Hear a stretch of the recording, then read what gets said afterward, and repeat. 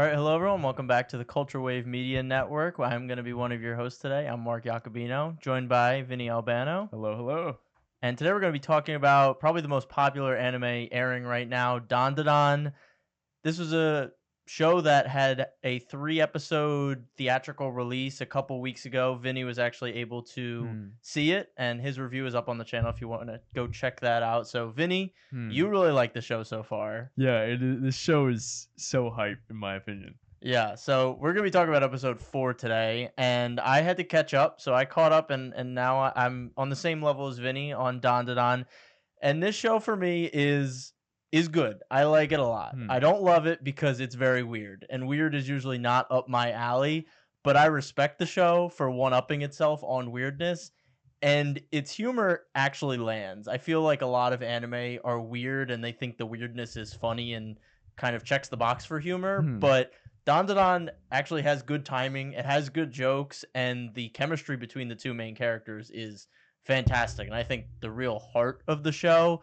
What are some of your favorite parts of Dandadan? Yeah, I mean, just agreeing with you wholeheartedly here. I personally like. I love the chemistry between Momo and Okarun. Just absolutely, they're so funny, Hmm. bouncing off of each other, and it's like you have this almost.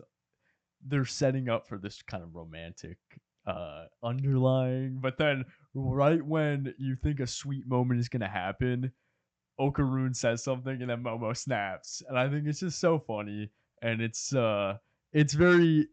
super entertaining, honestly. This is just fun all Hmm. around, I think. And some of my favorite parts thus far have been that first episode I talked about in when I saw the theatrical release.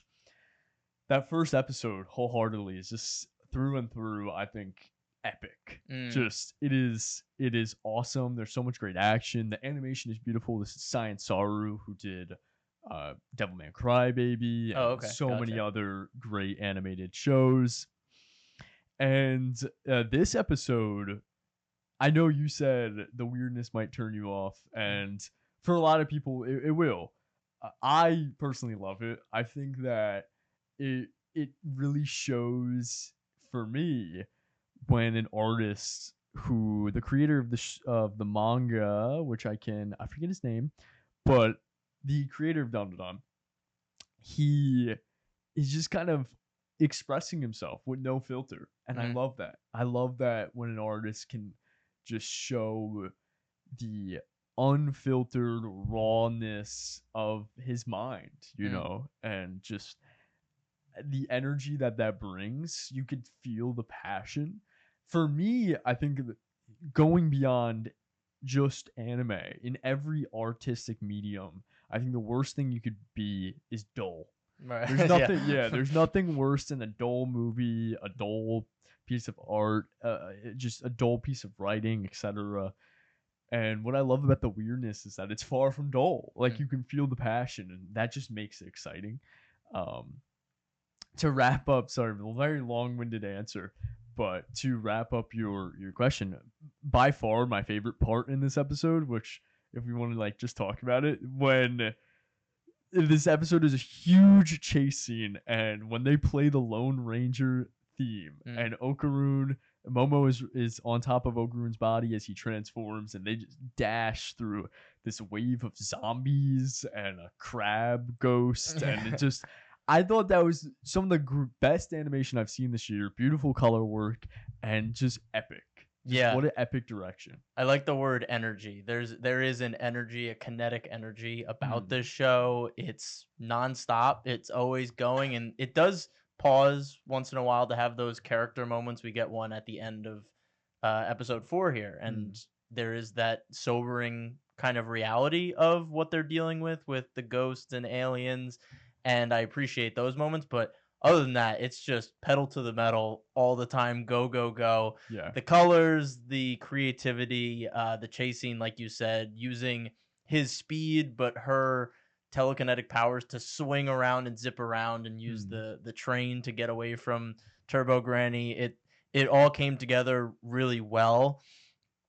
And at the end of this episode, I almost felt like you could and I know they're not going to, obviously, but I almost felt you could end the series here. It almost did feel like a mini movie and story, and it felt like the initial motivations for the characters. You know, Okarun, what was his name? Okarun. Yeah. Okarun, his original like intent in the show was to find just a friend, and by the end of this, we get that sweet moment between them that she's like, "No, I'll see you tomorrow. It's not goodbye. We'll see you tomorrow," and he gets that Mm, friend, and she potentially gets that love interest or that attention that she kind of desired from the first episode. So you could almost look at this first four episodes as almost like a complete story, and I'm very curious to see what else there is to tell here because obviously there might be some leftover uh Turbo Granny in Okarun, and we don't know how mm, that plays out because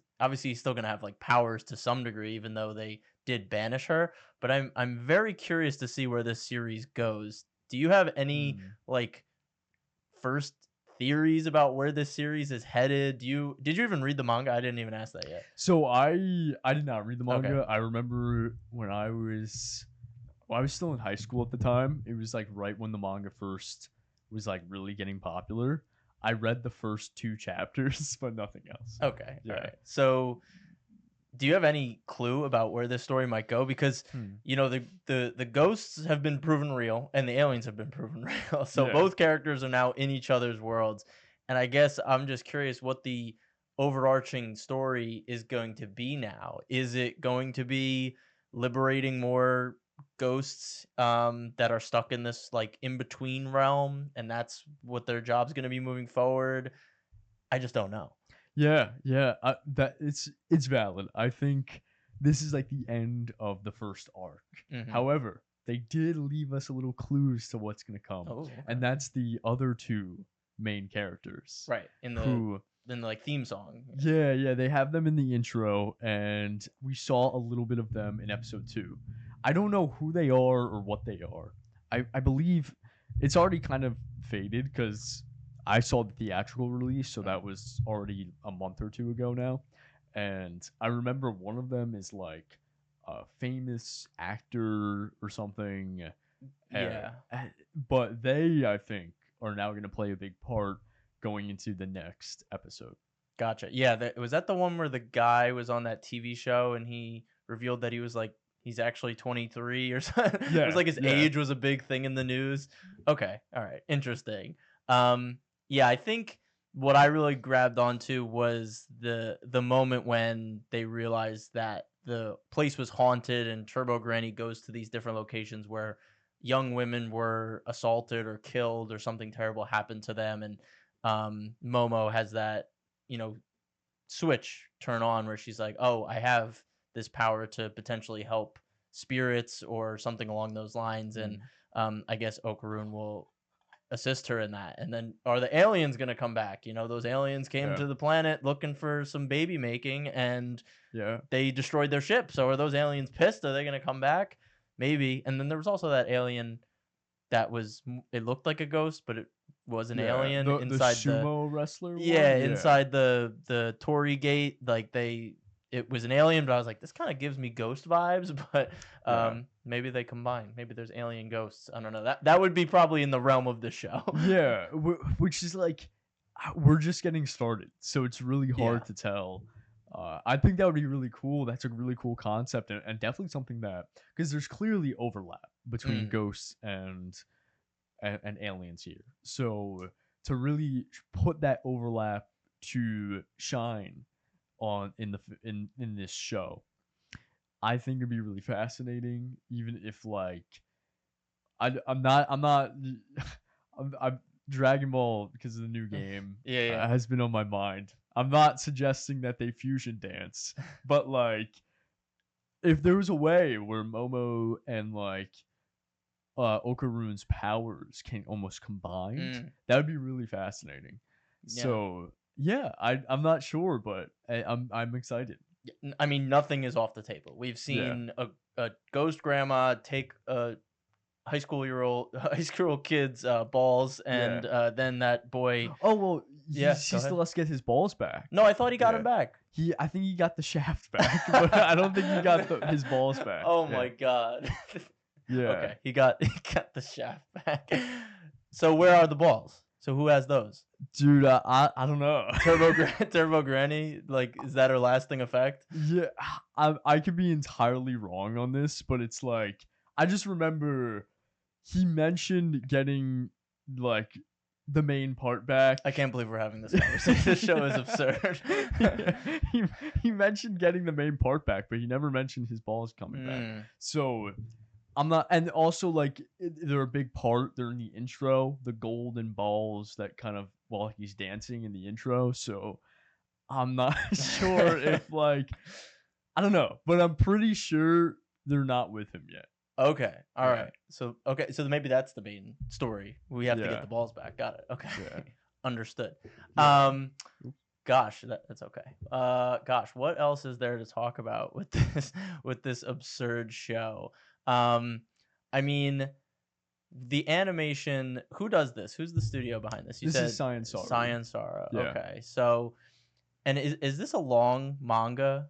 Is this like a long running manga, or is it kind of more on the short end? Do you know? Or is it still running? So it is still running, Okay. but so it's hard to say as of Yeah, right yeah. now. It's above 150 chapters. Okay. So at this point, I feel like it's long running, but like it's also Shonen Jump. So Shonen Jump is their manga.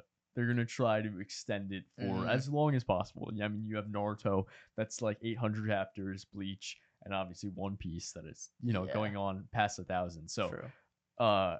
In the grand scheme of things, I guess it's not a long manga, but at this point, I think we're gonna probably see at least 4 or 5 more seasons. Okay. All right. Got it. So we're in it for the long haul. Well, Yeah. I'm interested to see where it goes. Like I said, I've enjoyed my time with this show so far. It's definitely wacky. It's definitely zany. It's definitely crazy, but I think it is anchored by great humor, and I think that they have hinted enough at some deeper themes that that's what usually hooks me to an anime is the themes of it, and I think there have been enough little seedlings for me to latch onto that hopefully will sprout into maybe more serious moments throughout this season. But yeah, I don't have much else to say about it. Do you have anything that you really wanted to get into? Yeah, I actually just wanted to shout out one of the most beautiful cuts of animation, I think, is when Momo explodes Turbo Granny into like that blue explosion. Yeah. Great color contrast with like the whole city in red and then that blue explosion of her powers. Yeah. Hayato Kurosaki was key animator on that. I just think absolutely beautiful job done there.